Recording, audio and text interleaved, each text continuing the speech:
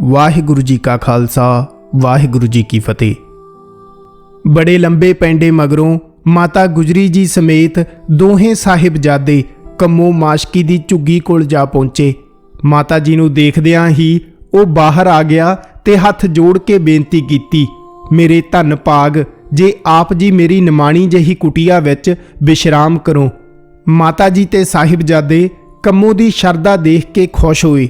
उत्तों हनेरा हो रहा सी, इसलिए माता जी ने उस रात कम्मो दी झुग्गी टिकना ही ठीक समझिया। लक्ष्मी नां दी औरत पासों जो सर सकिया वो माता जी ते साहिबजादियां अगे लिया रखिया। सब ने गुरप्रसाद कह के मूँह विच पाया। दूजे दिन गुरु दे लंगर दा एक सेवादार गंगू ब्राह्मण सो सुन के उन्हां दे कोल आ पहुंचा।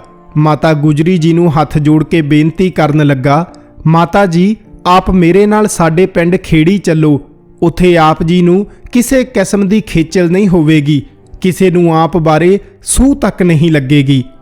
माता गुजरी जी नूं चुप देख के गंगू कहन लगा, आप पूरी तसल्ली रखो। जो थोड़ा जिहा समान सी एक खच्चर ते लदवा के गंगू दे नाल माता जी उसदे पिंड चल पए।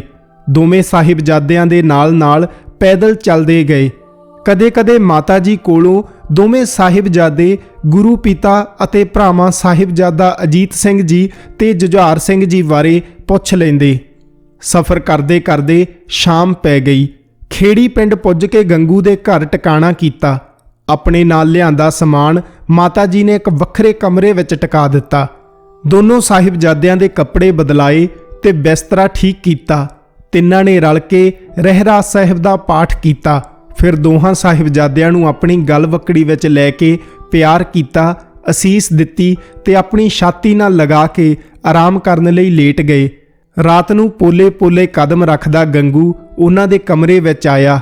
माता जी नूं सुत्ता देख के मंजी थल्ले पई खुरजी नूं हौली हौली फरोल फराल के उस विचों मोहरां दी थैली कढ के चुपचाप बाहर चला गया। माता जी नूं खड़ाक सुनाई दिता। गंगू दे अंदर आउण दा झौला पिया। दब्बे पैरी बाहर जाण दा भी पता लग गया, पर माता जी ने उस वेले कुछ ना कहा। सवेरे माता गुजरी जी जागे तां उन्हां ने गंगू नूं पुछया, गंगू सारा समान खिलरिया पिया है, बाहरला दरवाजा तां बंद सी, मोहरां कित्थे गईयां? गंगू हैरान होके इधर उधर झाकन लगा। बिना कुछ कहे झटपट बाहर चला गया ते जाके रौला पा दिता, चोरी हो गई लोको, चोरी हो गई, माता जी दी चोरी हो गई। माता गुजरी ने गंगू नूं अंदर बुलाया ते उस नूं समझाउण लगे, भलिया लोका इस तरह शोर मचाना ठीक नहीं, मोहरां कोल ही रख, तेरे कोलों किसने मंगियां ने? ये सुन के गंगू गुस्से नाल बोल उठिया, हनेर साईं दा मैं तुहानूं पनाह दित्ती ते उल्टा तुसीं मेरे ते ही चोर दी तोहमत लगा दित्ती। माता जी ने उस नूं समझाउण दा यतन कीता, पर बोलदा बोलदा वो घरों बाहर निकल गया। गंगू सीधा मुरिंडे कोतवाल पास जा पहुंचा। अंदर जाके कोतवाल नूं सलाम कीती ते हौली हौली कहन लगा, हजूर आप जी नूं एक खुफिया इतलाह देण आया हां। कोतवाल पुछन लगा, हां दस पंडिता की खबर लिआया है? हजूर गुरु गोबिंद सिंह जी दे माता ते उन्हां दे दो छोटे लड़के मेरे घर आ लुके हन। कोतवाल ने यह सुन के बड़ा खुश होया ते अपने सिपाहियां नूं बुला के उन्हां नूं गंगू दे नाल घल्लिया ते हुक्म दिता कि सब नूं गिरफ्तार करके लिआया जाए। जद कोतवाल दे भेजे सिपाही गंगू दे बेड़े पहुंचे तां कुछ आंड गुआंढ दे लोग भी झाकन लगे। सिपाही दौड़ के पिछले पासे चले गए ते माता जी नूं मंजे ते बैठे ते बच्चियां नूं निश्चिंत देख के पहलां हैरान होए ते फिर नाल टुरन लई कोतवाल दा हुक्म सुनाया। माता जी ने दोहां साहिबजादियां नूं गले लगाया ते कहन लगे, चलो मेरे बच्चिओ चलीए। साहिबजादा जोरावर सिंह जी ते साहिबजादा फतेह सिंह जी तैयार बर तैयार खड़े सन। दोवें साहिबजादे ते माता गुजरी जी सिपाहियां दे नाल टुर पए। इतने नूं बाहर भीड़ इकट्ठी हो गई सी। गंगू एक पासे खड़ा सी, लोग उस वल उंगलियां कर रहे सन। वो अखां नीवियां पा के एक पासे खलोता सी। एक जनानी बोली, वेखो जे इस नमक हराम दी करतूत, इन्हां ने अपने घर लिया के सरकार नूं जा खबर दित्ती। दूजा बोलिया, इन्हां मासूमां ने सरकार दा की बिगाड़िया है? सारे कहन लगे, इन्हां दी दादी दे चेहरे ते ਕਿੰਨਾ ਨੂਰ ਹੈ। ਲੋਕਾਂ ਦੇ ਦੇਖਦਿਆਂ ਦੇਖਦਿਆਂ ਹੀ ਮਾਤਾ ਜੀ ਨੂੰ ਤੇ ਦੋਹਾਂ ਸਾਹਿਬਜ਼ਾਦਿਆਂ ਨੂੰ ਸਿਪਾਹੀ ਆਪਣੇ ਨਾਲ ਲੈ ਗਏ। ਲੋਕ ਬੁੱਲ ਟੁੱਕਦੇ ਰਹਿ ਗਏ। ਰਾਤ ਨੂੰ ਮਾਤਾ ਜੀ ਤੇ ਦੋਹਾਂ ਸਾਹਿਬਜ਼ਾਦਿਆਂ ਨੂੰ ਮੁਰਿੰਡੇ ਦੀ ਹਵਾਲਾਤ ਵਿੱਚ ਰੱਖਿਆ ਗਿਆ। ਸ਼ਾਂਤੀ ਦੇ ਪੁੰਜ ਮਾਤਾ ਗੁਜਰੀ ਜੀ ਨੇ ਦੋਹਾਂ ਸਾਹਿਬਜ਼ਾਦਿਆਂ ਨੂੰ ਪਿਆਰ ਤੇ ਦਿਲਾਸਾ ਦੇ ਕੇ ਆਪਣੇ ਕੋਲ ਬਿਠਾਇਆ। ਉਹਨਾਂ ਨੂੰ ਗੁਰੂ ਨਾਨਕ ਦੇ ਸਿੱਖਾਂ ਦੀ ਬਹਾਦਰੀ ਦੇ ਕਾਰਨਾਮੇ ਸੁਣਾਉਂਦੇ ਰਹੇ। ਗੁਰੂ ਅਰਜਨ ਦੇਵ ਜੀ ਤੇ ਗੁਰੂ ਤੇਗ ਬਹਾਦਰ ਜੀ ਦੀਆਂ ਅਦੁੱਤੀਆਂ ਸ਼ਹੀਦੀਆਂ ਦੀਆਂ ਸਾਖੀਆਂ ਉਹਨਾਂ ਨੂੰ ਸੁਣਾਈਆਂ। ਫਿਰ ਤਿੰਨਾਂ ਨੇ ਮਿਲ ਕੇ ਰਹਿਰਾਸ ਸਾਹਿਬ ਤੇ ਕੀਰਤਨ ਸੋਲੇ ਦਾ ਪਾਠ ਕੀਤਾ ਤੇ ਰਾਤ ਨੂੰ ਚਟਾਈ ਤੇ ਹੀ ਵਿਸ਼ਰਾਮ ਕੀਤਾ। ਦੂਜੇ ਦਿਨ ਸਵੇਰੇ ਹੀ ਮਾਤਾ ਗੁਜਰੀ ਜੀ ਤੇ ਸਾਹਿਬਜ਼ਾਦਿਆਂ ਨੂੰ ਇੱਕ ਬੈਲ ਗੱਡੇ ਤੇ ਬਿਠਾ ਕੇ ਬਸੀ ਦੇ ਠਾਣੇ ਲੈ ਗਏ। ਲੋਕਾਂ ਦੀ ਭੀੜ ਨਾਲ ਹੀ ਚੱਲਦੀ ਜਾ ਰਹੀ ਸੀ। ਲੋਕ ਹੈਰਾਨ ਹੋ ਗਏ ਤੇ ਇੱਕ ਦੂਜੇ ਤੋਂ ਪੁੱਛ ਰਹੇ ਸਨ ਕਿ ਬਿਰਧ ਮਾਤਾ ਤੇ ਮਾਸੂਮ ਬੱਚਿਆਂ ਨੂੰ ਕਿਉਂ ਕੈਦ ਕੀਤਾ ਗਿਆ ਹੈ।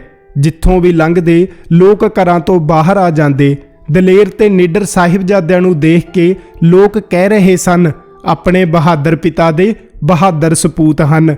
ਆਸ-ਪਾਸ ਖੜੇ ਮਰਦਾਂ ਤੇ ਜਨਾਨੀਆਂ ਦੀਆਂ ਇਹੋ ਜਿਹੀਆਂ ਗੱਲਾਂ ਸੁਣ ਕੇ ਸਿਪਾਹੀ ਘਬਰਾ ਕੇ ਜਲਦੀ ਅੱਗੇ ਟੁਰਦੇ ਜਾਂਦੇ। ਗੱਡੇ ਵਾਲਾ ਬਲਦਾਂ ਨੂੰ ਤੇਜ਼ ਹੱਕਦਾ ਜਾਂਦਾ ਤਾਂ ਜੋ ਉਹ ਛੇਤੀ ਤੋਂ ਛੇਤੀ ਸਰਹੰਦ ਪਹੁੰਚ ਜਾਣ। ਸਰਹੰਦ ਪਹੁੰਚ ਕੇ ਰਾਤ ਵੇਲੇ ਮਾਤਾ ਜੀ ਤੇ ਦੋਹਾਂ ਸਾਹਿਬਜ਼ਾਦਿਆਂ ਨੂੰ ਠੰਡੇ ਬੁਰਜ ਵਿੱਚ ਰੱਖਿਆ ਗਿਆ। ਭਾਈ ਮੋਤੀ ਮਹਿਰਾ ਨੇ ਮਾਤਾ ਜੀ ਤੇ ਦੋਹਾਂ ਸਾਹਿਬਜ਼ਾਦਿਆਂ ਨੂੰ ਜਾਨ ਹੀਲ ਕੇ ਠੰਡੇ ਬੁਰਜ ਵਿੱਚ ਦੁੱਧ ਪਹੁੰਚਾਇਆ। ਸਾਹਿਬਜ਼ਾਦਾ ਜੋਰਾਵਰ ਸਿੰਘ ਜੀ ਤੇ ਸਾਹਿਬਜ਼ਾਦਾ ਫਤਿਹ ਸਿੰਘ ਜੀ ਆਪਣੀ ਦਾਦੀ ਕੋਲ ਬੈਠ ਕੇ ਉਹਨਾਂ ਕੋਲੋਂ ਸਾਖੀਆਂ ਸੁਣਦੇ ਰਹੇ। ਗੁਰੂ ਸਾਹਿਬ ਦੇ ਆਦਰਸ਼ਾਂ ਬਾਰੇ ਸੁਣ ਕੇ ਸਾਹਿਬਜ਼ਾਦੇ ਕਹਿਣ ਲੱਗੇ, ਮਾਤਾ ਜੀ ਅਸੀਂ ਦਸ਼ਮੇਸ਼ ਪਿਤਾ ਦੇ ਪੁੱਤਰ ਹਾਂ, ਆਪਣੇ ਧਰਮ ਦੀ ਲਾਜ ਰੱਖਾਂਗੇ। ਧਨ ਪਾਗ ਹਮਰੇ ਹੈ ਮਾਈ, ਧਰਮ ਹੇਤ ਤਨ ਜੋ ਕਰ ਜਾਈ। ਮਾਤਾ ਜੀ ਇਹ ਸੁਣ ਕੇ ਬੜੇ ਪ੍ਰਸੰਨ ਹੋਏ ਤੇ ਦੋਹਾਂ ਸਾਹਿਬਜ਼ਾਦਿਆਂ ਨੂੰ ਆਸ਼ੀਰਵਾਦ ਦਿੱਤੀ। ਦੂਜੇ ਦਿਨ ਸਵੇਰੇ ਹੀ ਨਵਾਬ ਦੇ ਸਿਪਾਹੀ ਪਹੁੰਚੇ। ਉਹਨਾਂ ਨੇ ਮਾਤਾ ਗੁਜਰੀ ਜੀ ਨੂੰ ਪ੍ਰਣਾਮ ਕੀਤਾ ਤੇ ਕਹਿਣ ਲੱਗੇ, ਇਹਨਾਂ ਬੱਚਿਆਂ ਨੂੰ ਨਵਾਬ ਸਾਹਿਬ ਦੀ ਕਚਹਿਰੀ ਵਿੱਚ ਲਿਜਾਣ ਦਾ ਹੁਕਮ ਮਿਲਿਆ ਹੈ।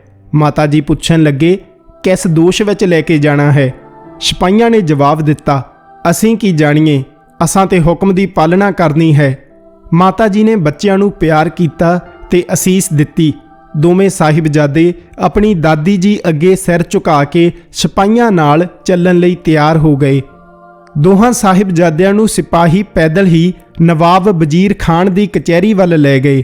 ਜਦ ਸਾਹਿਬਜ਼ਾਦੇ ਕਚਹਿਰੀ ਦੇ ਨੇੜੇ ਪਹੁੰਚੇ ਤਾਂ ਉਹਨਾਂ ਦੇਖਿਆ ਕਿ ਵੱਡਾ ਦਰਵਾਜ਼ਾ ਬੰਦ ਕਰ ਦਿੱਤਾ ਗਿਆ ਹੈ ਤੇ ਨਿੱਕੀ ਜਿਹੀ ਬਾਰੀ ਖੁੱਲੀ ਹੈ, ਜਿਸ ਦੇ ਅੰਦਰ ਜਾਣ ਲਈ ਝੁਕਣਾ ਪੈਂਦਾ ਹੈ।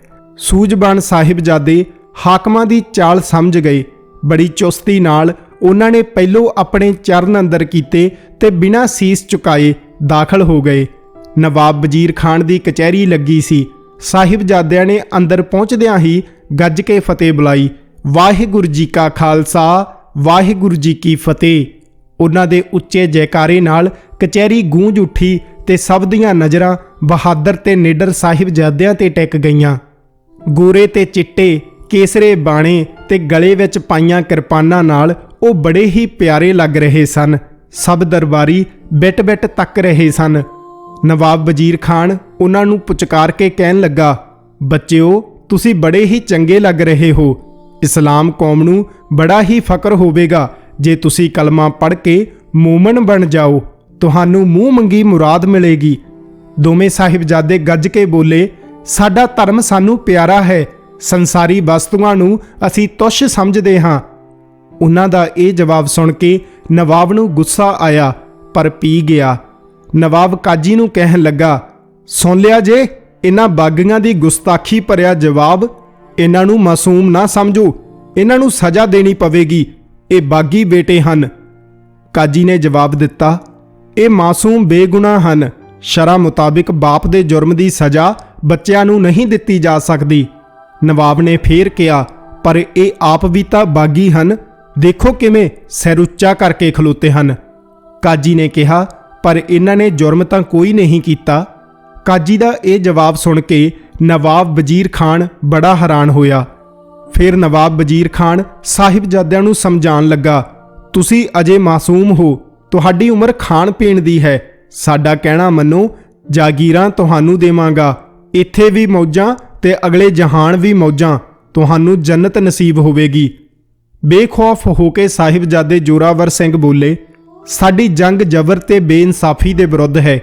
ਅਸੀਂ ਗੁਰੂ ਗੋਬਿੰਦ ਸਿੰਘ ਜੀ ਦੇ ਸੁਪੁੱਤਰ ਹਾਂ, ਗੁਰੂ ਤੇਗ ਬਹਾਦਰ ਜੀ ਦੇ ਪੋਤਰੇ ਹਾਂ, ਗੁਰੂ ਅਰਜਨ ਦੇਵ ਜੀ ਦੀ ਔਲਾਦ ਵਿੱਚੋਂ ਹਾਂ। ਉਹਨਾਂ ਦੇ ਪਾਏ ਪੂਰਨਿਆਂ ਤੇ ਚੱਲਾਂਗੇ। ਆਪਣੇ ਧਰਮ ਦੀ ਰੱਖਿਆ ਲਈ ਹਰ ਕੁਰਬਾਨੀ ਦੇਣ ਨੂੰ ਤਿਆਰ ਹਾਂ। ਨਵਾਬ ਨੇ ਹੌਲੇ ਜਿਹੇ ਕਿਹਾ, ਹੈਂ, ਇਤਨਾ ਫਕਰ ਆਪਣੇ ਧਰਮ ਤੇ? ਦੀਵਾਨ ਸੁੱਚਾਨੰਦ ਜੋ ਉੱਥੇ ਬੈਠਾ ਸੀ ਉੱਠ ਕੇ ਸਾਹਿਬਜ਼ਾਦਿਆਂ ਕੋਲ ਗਿਆ ਤੇ ਉਹਨਾਂ ਨੂੰ ਪੁੱਛਣ ਲੱਗਾ, ਜੇ ਤੁਹਾਨੂੰ ਛੱਡ ਦਿੱਤਾ ਜਾਏ ਤਾਂ ਤੁਸੀਂ ਕਿੱਥੇ ਜਾਓਗੇ? ਸਾਹਿਬਜ਼ਾਦਾ ਜ਼ੋਰਾਵਰ ਸਿੰਘ ਜੀ ਬੋਲੇ, ਜੰਗਲਾਂ ਵਿੱਚ ਜਾ ਕੇ ਸਿੱਖ ਇਕੱਠੇ ਕਰਾਂਗੇ, ਘੋੜੇ ਲਿਆਵਾਂਗੇ ਤੇ ਤੁਹਾਡੇ ਨਾਲ ਮੁਕਾਬਲੇ ਤੇ ਆ ਕੇ ਲੜਾਂਗੇ। ਦੀਵਾਨ ਸੁੱਚਾਨੰਦ ਬੋਲਿਆ, ਤੁਹਾਨੂੰ ਪਤਾ ਹੈ ਤੁਹਾਡਾ ਪਿਤਾ ਮਾਰਿਆ ਗਿਆ ਹੈ, ਤੁਸੀਂ ਜਿੱਦ ਛੱਡ ਦਿਓ ਤੇ ਨਵਾਬ ਦਾ ਕਹਿਣਾ ਮੰਨ ਲਵੋ। ਸਾਹਿਬਜ਼ਾਦੇ ਗਰਜ ਕੇ ਬੋਲੇ, ਸਾਡੇ ਪਿਤਾ ਨੂੰ ਮਾਰਨ ਵਾਲਾ ਕੌਣ ਹੈ? ਉਹ ਆਪ ਸਮਰੱਥ ਹਨ। ਤੁਹਾਡੀ ਨਸੀਹਤ ਦੀ ਲੋੜ ਨਹੀਂ।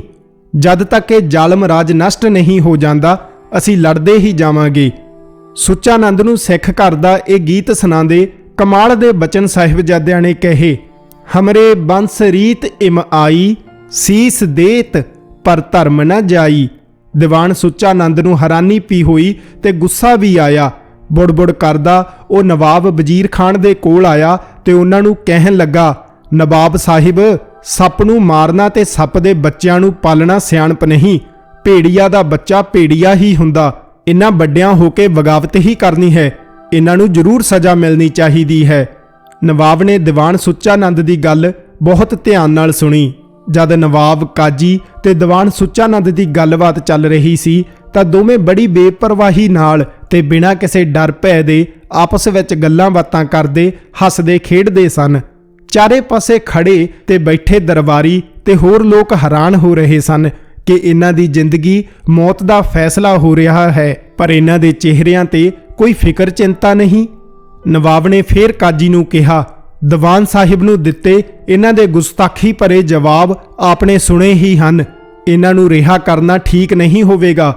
ਇਹ ਤਾਂ ਆਪਣੇ ਬਾਪ ਦੀ ਤਰ੍ਹਾਂ ਬਗਾਵਤ ਦਾ ਝੰਡਾ ਖੜਾ ਕਰਨਗੇ।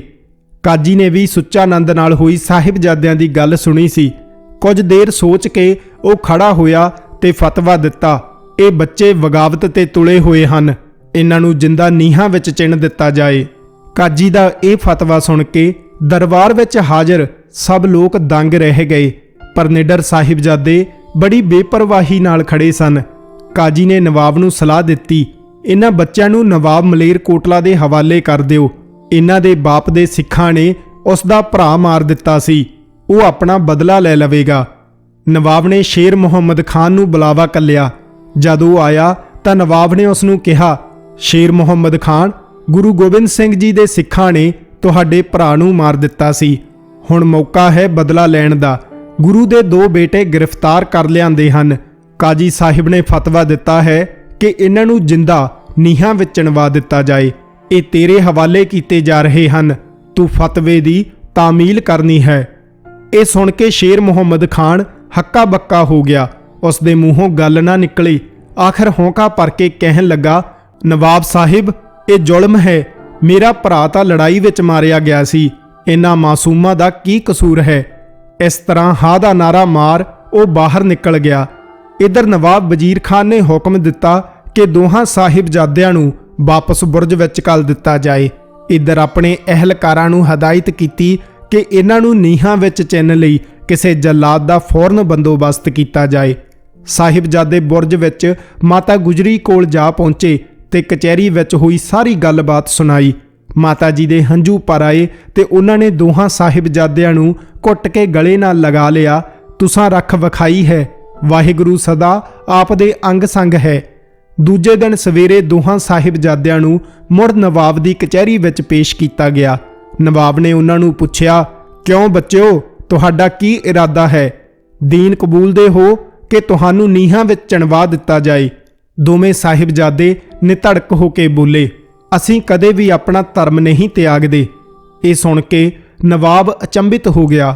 ਉਸ ਦਾ ਇੱਕ ਅਹਿਲਕਾਰ ਅੱਗੇ ਆਇਆ ਤੇ ਕਹਿਣ ਲੱਗਾ, ਹਜੂਰ, ਦਿੱਲੀ ਦੇ ਸ਼ਾਹੀ ਜਲਾਦ ਸ਼ਿਸ਼ਾਲ ਬੇਗ ਤੇ ਵਿਸ਼ਾਲ ਬੇਗ ਕਚਹਿਰੀ ਵਿੱਚ ਪੇਸ਼ ਹਨ। ਇਹਨਾਂ ਦੇ ਮੁਕੱਦਮੇ ਦੀ ਅੱਜ ਤਾਰੀਖ ਹੈ। ਜੇ ਆਪਾਂ ਇਹਨਾਂ ਨੂੰ ਬਰੀ ਕਰ ਦਿਓ ਤਾਂ ਇਹ ਇਹਨਾਂ ਬੱਚਿਆਂ ਨੂੰ ਨੀਹਾਂ ਵਿੱਚ ਚਿੰਨ੍ਹ ਨੂੰ ਤਿਆਰ ਹਨ। ਨਵਾਬ ਨੇ ਹੁਕਮ ਦਿੱਤਾ, ਇਹਨਾਂ ਜਲਾਦਾਂ ਦਾ ਮੁਕੱਦਮਾ ਬਰਖਾਸਤ ਕੀਤਾ ਜਾਂਦਾ ਹੈ। ਇਹ ਦੋਵੇਂ ਇਹਨਾਂ ਦੇ ਹਵਾਲੇ ਕਰ ਦਿੱਤੇ ਜਾਣ। ਜਲਾਦਾਂ ਨੇ ਅੱਗੇ ਹੋ ਕੇ ਸਲਾਮ ਕੀਤੀ ਤੇ ਕਿਹਾ, ਜੋ ਹੁਕਮ ਹਜੂਰ ਦਾ। ਸਿਪਾਹੀ ਦੋਹਾਂ ਸਾਹਿਬਜ਼ਾਦਿਆਂ ਨੂੰ ਕਚਹਿਰੀ ਤੋਂ ਬਾਹਰ ਲਿਆਏ। ਲੋਕਾਂ ਦੀ ਭੀੜ ਜੁੜ ਗਈ। ਮਰਦ ਤੇ ਇਸਤਰੀਆਂ ਇਹ ਸੁਣ ਕੇ ਹੈਰਾਨ ਹੋ ਗਏ ਸਨ ਕਿ ਇਹਨਾਂ ਮਾਸੂਮ ਬੱਚਿਆਂ ਨੂੰ ਜਿੰਦਾ ਦੀਵਾਰਾਂ ਵਿੱਚ ਚਿਣੇ ਜਾਣ ਦੀ ਸਜ਼ਾ ਮਿਲੀ ਹੈ। ਇਧਰੋਂ ਉਧਰੋਂ ਆਵਾਜ਼ਾਂ ਆ ਰਹੀਆਂ ਸਨ, ਕੀ ਜੁਰਮ ਕੀਤਾ ਹੈ ਇਹਨਾਂ ਨਿਆਣਿਆਂ ਨੇ? ਹਨੇਰ ਸਾਈ ਦਾ ਕਿੱਡਾ ਜ਼ੁਲਮ ਹੈ। ਨੀ ਭੈਣਾ, ਦੇਖ ਕਿੱਡੇ ਬੇਖੌਫ ਨੇ ਇਹ ਬਾਲਕ। ਗੁਰੂ ਗੋਬਿੰਦ ਸਿੰਘ ਜੀ ਦੇ ਬਹਾਦਰ ਸਪੂਤ ਨੇ। ਲੋਕੀ ਉਂਗਲਾਂ ਟੁੱਕ ਰਹੇ ਸਨ। ਸਿਪਾਹੀ ਬਾਹੋਦਾਹੀ ਉਹਨਾਂ ਨੂੰ ਅੱਗੇ ਲਿਜਾ ਰਹੇ ਸਨ। ਲੋਕਾਂ ਦੀਆਂ ਗੱਲਾਂ ਸੁਣ ਕੇ ਸਿਰ ਨੀਵਾਂ ਪਾਈ ਸਿਪਾਹੀ ਟੁਰੀ ਗਏ। ਸਾਹਿਬਜ਼ਾਦਿਆਂ ਨੂੰ ਉੱਥੇ ਲਿਆਂਦਾ ਗਿਆ ਜਿੱਥੇ ਦੀਵਾਰ ਉਸਾਰੀ ਜਾ ਰਹੀ ਸੀ। ਕਾਜੀ ਵੀ ਉੱਥੇ ਆਣ ਪੁੱਜਾ। ਦੋਹਾਂ ਸਾਹਿਬਜ਼ਾਦਿਆਂ ਨੂੰ ਨਵੀਂ ਬਣ ਰਹੀ ਦੀਵਾਰ ਵਿੱਚ ਖੜਾ ਕੀਤਾ ਗਿਆ। ਕਾਜੀ ਨੇ ਉਹਨਾਂ ਨੂੰ ਫੇਰ ਪ੍ਰੇਰਿਆ, ਦੀਨ ਕਬੂਲ ਕਰ ਲਵੋ, ਕਿਉਂ ਆਪਣੀਆਂ ਨਿੱਕੀਆਂ ਨਿੱਕੀਆਂ ਜਿੰਦਾਂ ਨੂੰ ਅਜਾਈ ਗਵਾਉਂਦੇ ਹੋ? ਜਲਾਦ ਨੇ ਵੀ ਇਹਨਾਂ ਨੂੰ ਸਮਝਾਉਣ ਦੀ ਕੋਸ਼ਿਸ਼ ਕੀਤੀ, ਪਰ ਉਹ ਤਾਂ ਆਪਣੇ ਫੈਸਲੇ ਤੇ ਡਟੇ ਹੋਏ ਸਨ। ਜਲਾਦਾਂ ਨੂੰ ਸਾਹਿਬਜ਼ਾਦੇ ਕਹਿਣ ਲੱਗੇ, ਜਲਦੀ ਜਲਦੀ ਮੁਗਲ ਰਾਜ ਦਾ ਖਾਤਮਾ ਕਰੋ, ਪਾਪਾਂ ਦੀ ਦੀਵਾਰ ਹੋਰ ਉੱਚੀ ਕਰੋ, ਢਿੱਲ ਕਿਉਂ ਕਰਦੇ ਹੋ? ਇਹ ਕਹਿ ਕੇ ਦੋਨੋਂ ਸਾਹਿਬਜ਼ਾਦੇ ਜਪਜੀ ਸਾਹਿਬ ਦਾ ਪਾਠ ਕਰਨ ਲੱਗ ਪਏ। ਜਲਾਦਾਂ ਨੇ ਦੀਵਾਰ ਦੀ ਚਿਣਾਈ ਸ਼ੁਰੂ ਕਰ ਦਿੱਤੀ।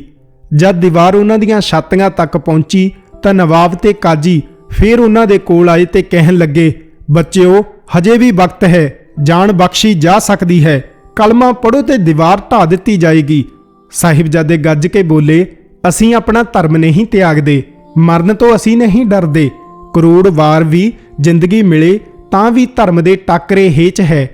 ਇਹ ਸੁਣ ਕੇ ਨਵਾਬ ਤੇ ਕਾਜੀ ਦੰਗ ਰਹਿ ਗਏ। ਆਸ-ਪਾਸ ਖੜੇ ਲੋਕਾਂ ਦੀਆਂ ਅੱਖਾਂ ਵਿੱਚ ਹੰਝੂ ਭਰ ਆਏ। ਲੋਕ ਕਹਿ ਰਹੇ ਸਨ, ਦੀਵਾਰਾਂ ਹੋਰ ਉੱਚੀਆਂ ਹੋ ਗਈਆਂ, ਗਲੇ ਤੱਕ ਪਹੁੰਚ ਗਈਆਂ। ਦੋਨੋਂ ਸਾਹਿਬਜ਼ਾਦੇ ਇੱਕ ਦੂਜੇ ਵੱਲ ਵੇਖ ਰਹੇ ਸਨ। ਇਹ ਸਾਡੀ ਪ੍ਰੀਖਿਆ ਲੈਣਾ ਚਾਹੁੰਦੇ ਹਨ। ਇਹਨਾਂ ਹਾਕਮਾਂ ਨੂੰ ਇਹ ਨਹੀਂ ਪਤਾ ਕਿ ਗੁਰੂ ਨਾਨਕ ਦੇ ਸਿੱਖ ਕਿਸੇ ਤੋਂ ਡਰਦੇ ਨਹੀਂ।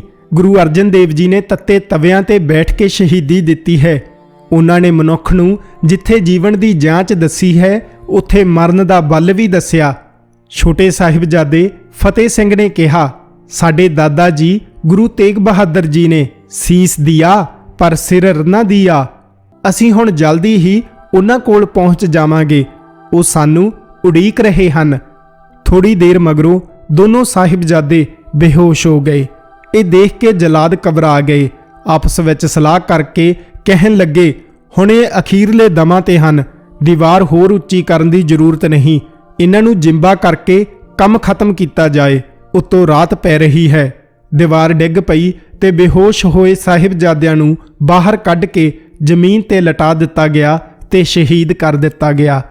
ਆਸ-ਪਾਸ ਖੜੇ ਲੋਕਾਂ ਦੀਆਂ ਅੱਖਾਂ ਵਿੱਚ ਹੰਝੂ ਵਹਿ ਤੁਰੇ ਤੇ ਹੌਂਕਾ ਭਰ ਕੇ ਕਹਿਣ ਲੱਗੇ, ਐਡਾ ਜ਼ੁਲਮ ਰੱਬ ਦੀ ਕਚਹਿਰੀ ਵਿੱਚ ਕੀ ਜਵਾਬ ਦੇਣਗੇ ਇਹ ਜ਼ਾਲਮ ਨਵਾਬ ਤੇ ਕਾਜੀ। ਇਧਰ ਸਾਹਿਬਜ਼ਾਦੇ ਸ਼ਹੀਦ ਹੋਏ ਤੇ ਉਧਰ ਬੁਰਜ ਵਿੱਚ ਸਮਾਧੀ ਲਾ ਕੇ ਮਾਤਾ ਗੁਜਰੀ ਜੀ ਨੇ ਪ੍ਰਾਣ ਤਿਆਗ ਦਿੱਤੇ। ਸਾਹਿਬਜ਼ਾਦਿਆਂ ਦੇ ਸ਼ਹੀਦ ਹੋਣ ਦੀ ਖਬਰ ਦੇਣ ਵਾਲਾ ਸਿਪਾਹੀ ਜਦ ਬੁਰਜ ਦੇ ਉੱਪਰ ਪਹੁੰਚਿਆ ਤਾਂ ਉਹਨਾਂ ਨੇ ਵੇਖਿਆ ਕਿ ਮਾਤਾ ਜੀ ਤਾਂ ਸੰਸਾਰ ਤੋਂ ਅੱਗੇ ਹੀ ਕੂਚ ਕਰ ਚੁੱਕੇ ਹਨ। ਸਰਹੰਦ ਸ਼ਹਿਰ ਵਿੱਚ ਸੁੰਨ-ਸਣੀ ਫੈਲ ਗਈ। ਘਰ ਘਰ ਵਿੱਚ ਇਸ ਜ਼ੁਲਮ ਦੀ ਚਰਚਾ ਹੋਣ ਲੱਗੀ। ਲੋਕ ਕਹਿਣ, ਕਿੱਡਾ ਕਹਿਰ ਹੈ, ਦੁਨੀਆ ਵਿੱਚ ਇਹੋ ਜਿਹਾ ਜ਼ੁਲਮ ਕਦੇ ਨਹੀਂ ਹੋਇਆ। ਆਪਣਾ ਰਾਜ ਮੁਗਲਾਂ ਆਪੇ ਨਸ਼ਟ ਕਰ ਲਿਆ। ਜੇ ਕੋਈ ਸੁਣਦਾ ਬੇਵਸੇ ਹੀ ਉਸ ਦੀਆਂ ਅੱਖਾਂ ਵਿੱਚ ਹੰਝੂ ਭਰ ਆਉਂਦੇ। ਉਸੇ ਰਾਤ ਹੀ ਦੀਵਾਨ ਟੋਡਰ ਮੱਲ ਜੋ ਇੱਕ ਜੋਹਰੀ ਸੀ, ਨਵਾਬ ਵਜ਼ੀਰ ਖਾਨ ਕੋਲ ਪੁੱਜਾ ਤੇ ਕਹਿਣ ਲੱਗਾ, ਨਵਾਬ ਸਾਹਿਬ, ਇਹਨਾਂ ਬੱਚਿਆਂ ਦੇ ਸੰਸਕਾਰ ਦੀ ਇਜਾਜ਼ਤ ਦਿੱਤੀ ਜਾਏ। ਨਵਾਬ ਕਹਿਣ ਲੱਗਾ, ਜਿੰਨੀ ਜਗ੍ਹਾ ਚਾਹੀਦੀ ਹੈ ਉਨੀ ਥਾਂ ਤੇ ਮੋਹਰਾਂ ਵਿਛਾ ਕੇ ਮੁੱਲ ਲੈਣਾ ਪਵੇਗਾ। ਦੀਵਾਨ ਟੋਡਰ ਮੱਲ ਨੇ ਸੇਵਾ ਦਾ ਮੌਕਾ ਜਾਣ ਘਰੋਂ ਜਾ ਕੇ ਮੋਹਰਾਂ ਦੀਆਂ ਥੈਲੀਆਂ ਲੈ ਆਇਆ। ਜਿੰਨੀ ਜ਼ਮੀਨ ਸੰਸਕਾਰ ਲਈ ਚਾਹੀਦੀ ਸੀ ਨਿਸ਼ਾਨ ਲਗਾ ਦਿੱਤਾ ਤੇ ਸੋਨੇ ਦੀਆਂ ਮੋਹਰਾਂ ਵਿਛਾ ਕੇ ਮੁੱਲ ਤਾਰ ਦਿੱਤਾ। ਮਾਤਾ ਗੁਜਰੀ ਜੀ ਤੇ ਦੋਹਾਂ ਸਾਹਿਬਜ਼ਾਦਿਆਂ ਦਾ ਬੜੇ ਸਤਿਕਾਰ ਨਾਲ ਸੰਸਕਾਰ ਕੀਤਾ ਗਿਆ। ਇੰਨੀ ਛੋਟੀ ਉਮਰ ਦੇ ਸ਼ਹੀਦਾਂ ਦੀ ਮਿਸਾਲ ਸਾਰੀ ਦੁਨੀਆ ਵਿੱਚ ਨਹੀਂ ਮਿਲਦੀ। ਸਾਹਿਬਜ਼ਾਦਾ ਜ਼ੋਰਾਵਰ ਸਿੰਘ ਜੀ ਉਮਰ 7 ਸਾਲ 11 ਮਹੀਨੇ ਸੀ ਤੇ ਸਾਹਿਬਜ਼ਾਦਾ ਫਤਿਹ ਸਿੰਘ ਜੀ ਸਿਰਫ 5 ਸਾਲ 10 ਮਹੀਨੇ ਦੇ ਸਨ। ਐਡੇ ਛੋਟੇ ਬੱਚਿਆਂ ਨੇ ਵੱਡੇ ਬਜ਼ੁਰਗਾਂ ਜਿਹੇ ਕਾਰਨਾਮੇ ਕਰ ਦਿਖਾਏ। ਇਸ ਲਈ ਅਸੀਂ ਉਹਨਾਂ ਨੂੰ ਬਾਬਾ ਜ਼ੋਰਾਵਰ ਸਿੰਘ ਜੀ ਤੇ ਬਾਬਾ ਫਤਿਹ ਸਿੰਘ ਜੀ ਕਹਿ ਕੇ ਯਾਦ ਕਰਦੇ ਹਾਂ। ਗੁਰੂ ਗੋਬਿੰਦ ਸਿੰਘ ਜੀ ਉਹਨਾਂ ਦਿਨਾਂ ਵਿੱਚ ਰਾਏਕੋਟ ਦੇ ਇਲਾਕੇ ਵਿੱਚ ਵਿਚਰ ਰਹੇ ਸਨ। ਜਦ ਆਪ ਜੀ ਕੋਲ ਸਾਹਿਬਜ਼ਾਦਿਆਂ ਦੀ ਸ਼ਹੀਦੀ ਦੀ ਖਬਰ ਆਈ ਤਾਂ ਆਪ ਨੇ ਤੀਰ ਦੀ ਨੋਕ ਨਾਲ ਕਾਹੀ ਦੇ ਬੂਟੇ ਨੂੰ ਪੁੱਟ ਕੇ ਫਰਮਾਇਆ, ਹੁਣ ਮੁਗਲ ਰਾਜ ਦੀ ਜੜ ਪੁੱਟੀ ਗਈ ਹੈ। ਲੋਕ ਕਹਿ ਰਹੇ ਸਨ, ਕਟਵਾ ਕੇ ਸਰ ਚਾਰ ਇੱਕ ਆਂਸੂ ਨਾ ਗਿਰਾਇਆ, ਰੂਹ ਫੂਕਦੀ ਗੋਬਿੰਦ ਨੇ ਔਲਾਦ ਕਟਾ ਕਰ।